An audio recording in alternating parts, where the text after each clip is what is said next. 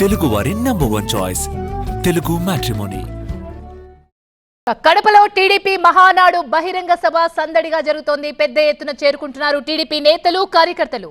5 లక్షల మందికి పైగా హాజరవుతారని టీడీపీ అంచనా వేస్తోంది. బహిరంగ సభకు కార్యకర్తలకు చంద్రబాబు అభివాదం చేస్తారు.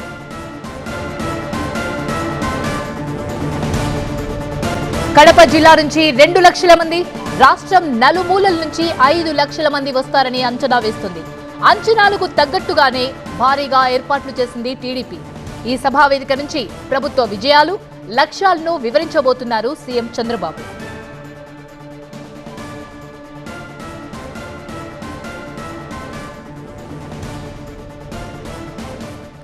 ఎన్నికల్లో ఇచ్చిన ప్రతి హామీని నెరవేర్చుకుంటూ వస్తున్నామన్నారు మంత్రి కొండపల్లి శ్రీనివాస్.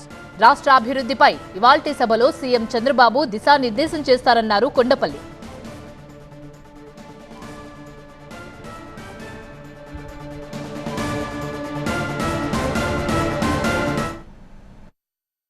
మనం చూసుకుంటే యోగాంధ్ర అవ్వచ్చు, లేకపోతే P4 మోడల్ అడాప్ట్ చేయడం అవ్వచ్చు.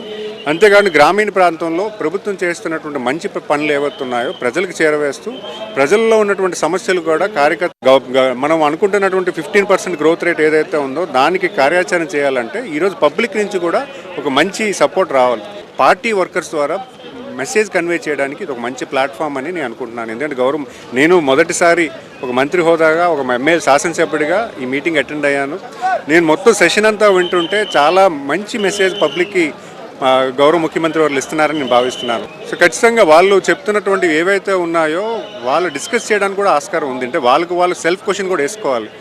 వాళ్ళు ప్రభుత్వం ఏర్పాటు చేసిన మొదటి సంవత్సరాల్లో వాళ్ళు ఎటువంటి నిర్ణయాలు తీసుకున్నారు, పరిపాలన ఎంత బాగా చేయగలిగారు. మేము మంచి ఆర్థిక సౌలభ్యంతో మనం వాళ్ళ గవర్నమెంట్ అప్పచెప్పాం. ఈరోజు ఆర్థిక ఇబ్బందులతో ఈరోజు గవర్నమెంట్ ఈ ప్రభుత్వం తీసుకున్నా మేము 1 ఇయర్లో ఉన్నటువంటి అచీవ్మెంట్స్ ఎంత సక్సెస్ఫుల్గా చేశామో వాళ్ళు వచ్చినటువంటి ప్రభుత్వంలో 1 ఇయర్కే వాళ్ళు ఏం చేయగలిగారు. చాలా లాంగ్ పెండింగ్ ఇష్యూస్ సాల్వ్ చేశాము. అలాగే మీ ఎలక్షన్ హామీస్లో మోర్ దాన్ 50% ఈరోజు సమకూర్చాము. నారా లోకేష్ కి టీడీపీ వర్కింగ్ ప్రెసిడెంట్ బాధ్యతలు అప్పగిస్తే బాగుంటుంది అన్నారు అదితి గజపతి. రెండోసారి మంత్రిగా పనిచేస్తున్న లోకేష్ ఇప్పటికే నాయకుడిగా నిరూపించుకున్నారన్నారు అదితి.